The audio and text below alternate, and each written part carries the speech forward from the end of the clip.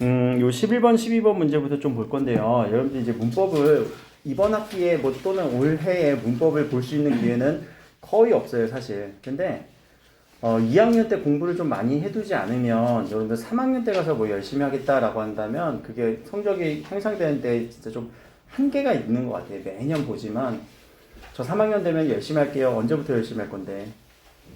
여러분들 이제 뒤에 있는 지문들도 좀 보겠는데 2학년 때 과정에서 되게 중요한 게 생각보다 여러분들 탐구 과목이 세분화되죠, 지금.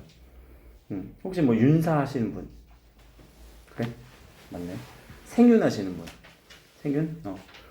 그럼 걔네들의 공통점은 윤리라는 거지. 그치? 그 윤자가. 근데 그 윤자가 좀 이따가 봐야 되는 그 철학 지문이 사상가들이 거기서 다 나와요. 그 과목 공부하시는 분들은 그 과목 정확하게 공부를 해놓으면은 비문학 지문에서 철학 지문이 그냥 읽혀. 혹은 생명과학 하시는 분. 생명과학 하시는 분들은 아까 그 바이러스 지문 있잖아. 그게 그냥 읽혀. 거기서 배경 지식을 많이 쌓아놔야 돼, 2학년 때. 국어 공부 열심히 하는 게 사실 다른 과목에서 다 배경 지식을 쌓아가서 국어에서 다 쏟아붓는 느낌이거든요. 근데 예전 같은 근데 아직 시험은 그렇게 막 다 변하진 않아갖고, 옛날 같으면은 모든 과목들을 다 같이 했어요. 그 이전 그 교육과정들에서. 근데 여러분들은 이제 선택교육과정으로 다 바뀌다 보니까, 자신이 이제 고르지 않은 부분에 대해서는 좀 이제 배경지식 쌓기가 좀 제한적이죠. 근데 시험은 이제 그런 거 고려 없이 다 내니까, 어느 분야에선.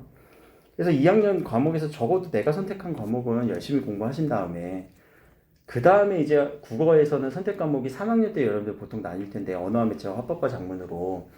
그럼 결국에는 문법이랑 화작 수업을 언제 해야 되냐면은 2학년 때 틈틈이 해놔야 돼. 어느 거부터? 문법부터. 화작은 여러분들 3학년 때 가서도 언어와 매체 하다가 저 진짜 언매는 안 맞는 것 같아요. 저랑은 진짜 안 맞아요. 라고 하시는 분들은 그냥 화작으로 6월 달에 돌려도 괜찮아요. 근데 생각보다 화작이 쉬워. 생각보다 화작이 쉬우니까 그러는 거고. 근데 학교에서 선택할 때는 달라요. 학교에서 여러분들이 이제 3학년 과정에서 선택 과목 선택하라고 한다면 언어 매체 선택할래? 화법과 작문 선택할래는 화법과 작문 선택을 해야 되는 게 맞아. 왜냐면 학생들이 더 많은 데로 가야지. 언어 매체 선택하는 상황은 극히 일부거든. 그래서 화법과 작문을 선택하는 거를 일단 학교에서 선택을 할 때는. 근데 이제 수능 선택은 또 다르다는 얘기예요. 근데 이번 올 2022년도 안에 문법 공부를 그렇게 할 시간적 여유는 없을 거예요. 그리고 그렇게 뭐 과정도 없을 거고. 그래서 모의고사 문제 나올 때마다 여러분들 그 문법을 좀 계속 개념을 쌓아가는 느낌으로 공부하셔야 되고요. 지금 21번 문제, 22번 문제 같은 경우는 뭘 물어보는 거냐면은 반의어 물어보는 건데, 반의어 혹시 언제 공부한 느낌이 있니? 1학년에서는 안 했지. 우리 작년에 반의어 공부 안 했을걸? 근데 반의어는 언제 공부하는 느낌이 있지 않아? 이거 중학교 2학년 때 공부하는 거거든. 중학교 2학년 때 반의어에 대해서 나와요. 어디까지 나오냐면은 반의어에서는 이 등급 반의어가 있다. 여기까지가 중학교 2학년에서 나와요. 근데 등급 반의어만 있냐? 그게 아니고요. 자, 반의어의 세 개의 하위 요소가 있는데 등급 반의어가 있고요. 근데 등급을 다른 말로 정도라고 얘기를 해요. 두 번째는 상보 반의어라고 얘기해요. 상보라는 단어 혹시 기억나는 사람? 상보. 상호 보완적인 관계다라는 거. 상보적 관계, 상보 반의어. 세 번째는요, 방향 반의어. 이렇게 세 가지의 반의어의 유형으로 나뉘어요. 근데 여기서 지금 등급 반의어를 얘기했죠. 등급 반의어는요, 정도나 등급으로 나눌 수 있다라는 얘기예요. 왜냐면 자, 넓다 좁다가 무조건 반대인 느낌보다 자, 넓은데 많이 넓은 게 있고 조금 넓은 게 있지. 좁은 것도 많이 좁은 게 있고 적게 좁은 게 있죠. 그렇게 등급으로 나뉘어지냐, 정도로 나뉘어지냐, 어느 정도 좁아, 어느 정도 넓어 라고 한다면 등급 반의어, 정도 반의어라고 얘기를 하고요. 상보 반의어는 둘 중에 하나밖에 없는 거예요.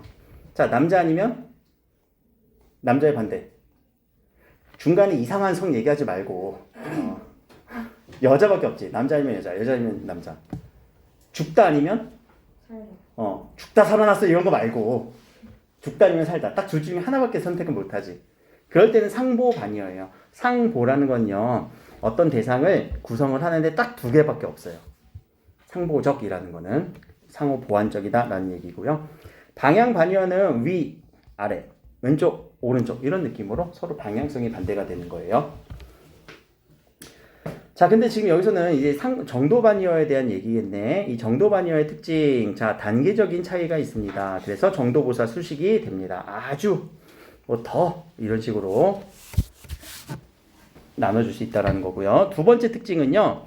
한쪽 단어가 긍정이라면 다른 쪽은 부정을 함의. 이 함이라는 단어 상당히 중요해요. 많이 나오는데 함의는 의미를 함축하고 있다. 의미를 내포하고 있다라는 단어예요.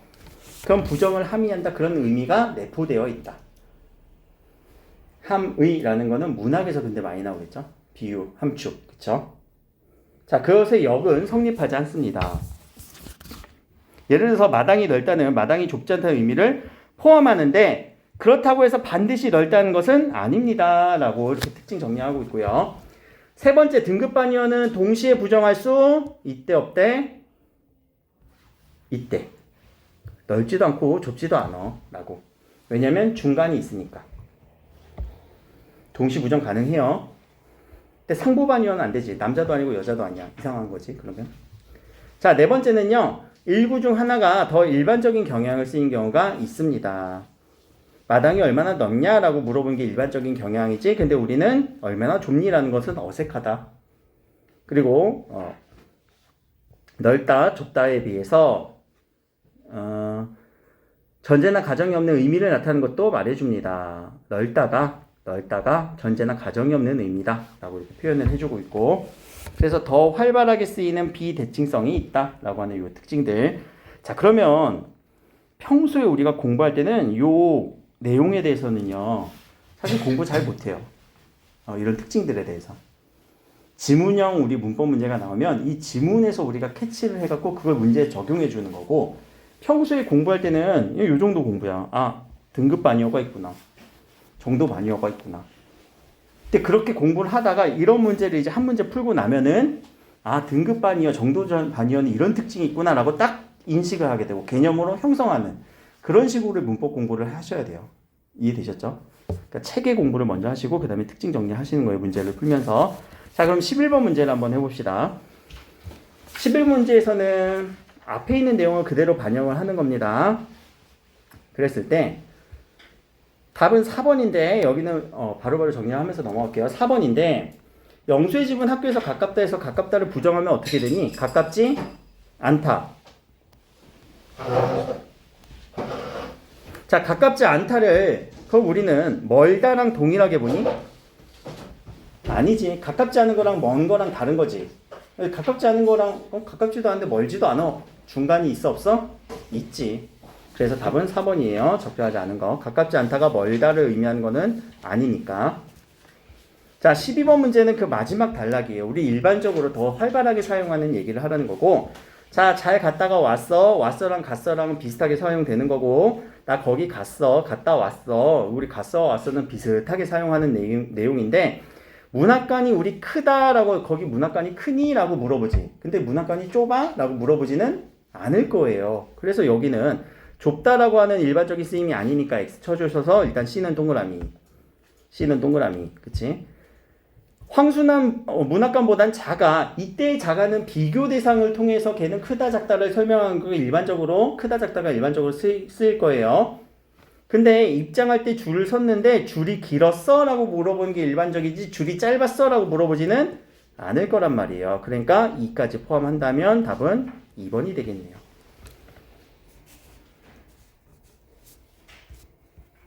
이 정도로 선택해 주시고, 자, 밑으로 넘어갑시다. 의문변동. 자, 의문변동 문제는 여러분들 지금 다 기억나셔야 돼요. 1학년 때 했던 거고, 근데 1학기 때 했던 거잖아. 근데 기억나는지 안 나는지 한번 보자. 의문변동에 교차현상이 있습니다. 자, 교차현상 5가지 얘기해볼까? 음절의 끝소리 규칙, 비음화, 유음화, 구개음화, 된소리 대기. 기억나니 다? 이름은 기억나지? 거기에서 좋은 방법, 좋은 위치가 바뀌는데 비읍에 따라서 미음으로 바뀌는 현상. 우리는 이거 비음화죠. 비음화 밑에 하나 있네요. 공론. 공론은 비음화. 달림, 논리 이 친구들은 유음화. 유음화. 그럼 밑에 보면 달림은 유음화가 일어나야 돼요. 논리는 유음화가 일어나야 돼요. 공로는 비음화가 일어나야 돼요. 그럼 얘를 먼저 잡고 자, 무엇은 의문이 뭐에 영향을 받아서 무엇으로 바뀌었다, 무엇으로 바뀌었다. 여기가 이제 유음한지 비음한지를 찾아주는 거네. 달림은 유음화, 공로는 비음화, 논리는 유음화네요. 일단 2번은 여기서 지워지게 되어 있네요. 자, 그리고 유음화, 비음화는 조음 위치가 바뀌진 않죠. 조음 방법이 바뀌는 거죠. 조음 방법이 바뀌는 거예요. 그럼 여기서도 지워지는 거 1번 아니면 4번이네요. 자, 서로의 관계를 한번 봅시다. 달림 앞에서 앞에 의문의 영향을 받아서 달림이 바뀌는 거죠. 앞에 리을 때문에 뒤에 리을이 바뀌는 거니까 앞에 의문의 영향을 받은 거네요. 답은 1번. 4번 넘어가 공로는 앞에 소리 이응의 영향을 받은 거죠. 뒤에 소리가 아니네요. 그렇죠? 답은 그래서 1번으로 명확하게 나올 겁니다. 이 정도는 여러분들 기억을 하면서 풀어주시면은 공부가 아직은 잘 되어 있다라고 스스로 판단해 주셔도 되고요. 자, 14번 문제는 문장의 구조인데 문장의 구조가 기억나시는 분들이 있는지 한번 보자. 문장 성분 혹시 7가지 다 얘기할 수 있니? 주어, 서술어, 목적어. 주어, 서술어, 목적어, 보어, 주성분, 관형어, 부사어, 독립어. 이렇게 문장 성분이 7개예요. 그리고 문장의 구조라고 하는 요 문장, 아는 문장, 암기 문장 얘기인데 요 얘기는 여러분들 1학년 때 안 했을 거예요. 이거 중학교 3학년 때 문장 성분하면서 얘기하고 1학년 과정에서는 요 얘기가 생략돼요. 그래서 요 아는 문장, 암기 문장 할 때 암기 문장이 5가지 문장으로 나뉘어요. 명사절, 관형절, 부사절, 서술절, 인용절. 자, 이렇게 아는 문장, 암기 문장은 각각의 절 단위로 문장을 안고 있는 건데 명사절은 무슨 문장 성분으로 쓰이냐? 다양하게 뒤에 있는 조사가 결정을 해줘요. 관형절은요, 관형어의 역할을 하는 거죠. 부사절은요, 부사어의 역할을 할 때. 서술절은요, 서술어의 역할을 할 때 우리는 각각의 무슨 절이라고 얘기를 하는 겁니다. 명사절은 결정되어 있지 않아요. 뒤에 있는 조사가 결정시켜줘요. 그래서 관형절을 만들고 부사절을 만드는 우리 요소가 명사형 전사어미, 관형사형 전사어미, 부사형 전사어미, 용언의 구조에서 기억나? 혹시 용언의 구조? 어간, 어미, 선어말어미, 어말어미, 어말어미는 종결어미, 연결어미, 전성어미로 나뉘어진다. 기억해야 돼. 이 정도는. 나중에 언어와 매체 하신 분들은 이거 계속 테스트를 할 거고 아니면은 화법과 작문 한다고 해서 문법이 떠나진 않아요. 작문에서 이런 문법 문제가 한 문제는 나오더라고 요새. 그러니까 기본적인 건 꼭 알고 있어야 돼요. 자, 밑에 가서 요 명사절 찾을 때 우리가 뭘 찾아주라고 했냐면 기로 끝나는지 전성어미 기가 쓰이는지. 근데 이 음은 가끔 미음으로만 쓰이기도 해요. 그래서 그걸 찾아주면 누나가 주인이다. 누나가 주인임. 농담을 던지다. 농담을 던짐. 고향으로 돌아오다. 고향으로 돌아오기. 다 명사절이네요. 자, 명사절은 뒤에 조사가 결합돼야 되는데 자, 이 조사 2는 무슨 조사일까? 주격조사겠지. 뭐가 밝혀졌다. 무엇이 밝혀졌다. 라고 하는 주격을 만드는 주어 자리네요. 3초는 농담을 던짐으로써 분위기를 풀었다. 자, 요 으로써라고 하는 관계는 연결어미죠. 앞에 원인과 이유를 나타내주는 으로써라는 거는 연결어미로, 요 연결어미는 종속적 연결어미고요. 이 종속적 연결어미는 부사어의 자리에 쓰여요. 자, 3번을 한번 해보자. 디귿은 형은 기다렸어. 동생이 고향으로 돌아오기만. 요 자리는 무슨 자리일까? 형은 기다렸어. 형은 기다렸어. 주어, 서술어. 동생이 고향으로 돌아오기만 요 자리는 무슨 자리가 될까? 문장 성분에서 동생이 돌아오기를 기다렸다. 그치? 르이 쓰이니까 여기는 목적어 자리겠죠. 근데 이렇게 보조사가 만이라고 하는 보조사가 격조사를 대신하기도 한다. 그래서 여기는 목적어 자리예요. 그렇게 따져주면은 답은 2번이죠.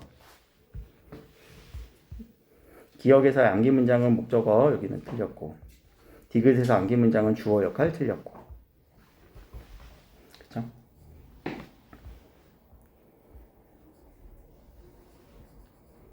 종류가 모두 동일하네요. 종류가 모두 동일해야 돼요. 다 명사절이에요. 명사절, 명사절, 명사절.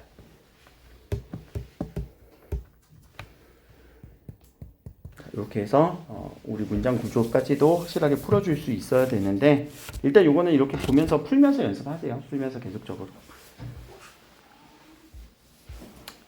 자, 15번 문제는 중세국어인데 중세국어는 뭐 지금 딱히 그냥 지문 읽으면서 풀어도 되는 거고요. 그리고 이제 중세국어가 여러분들 1학년 때 과정에서는 되게 짜증나고 어렵고 힘들었는데 이후에는 거의 볼 일이 없어요. 그래서 요거는 답만 체크하고 넘어갈게요. 지금 언어 매체 또는 그 문법 과목에서 점점 중세국어의 위치가 낮아지고 있어갖고 아마 여러분들 수능 볼 때는 아마 안 나오지 않을까 싶어요. 일단은 나오면 그때 가서 하면 되고 그때 가서 이제 뭐 관형격 조사에 뭐 시옷도 있고 뭐 의도 있고 어도 있고 그런 거 연습하면 되는 거니까 알겠지? 나란 말씀이 딩국에다가 다시 한번 또 하면 되지 뭐 그때 가서. 자 여기까지 하고요. 잠깐 쉬었다가 우리 뒤에 질문 마저 합시다.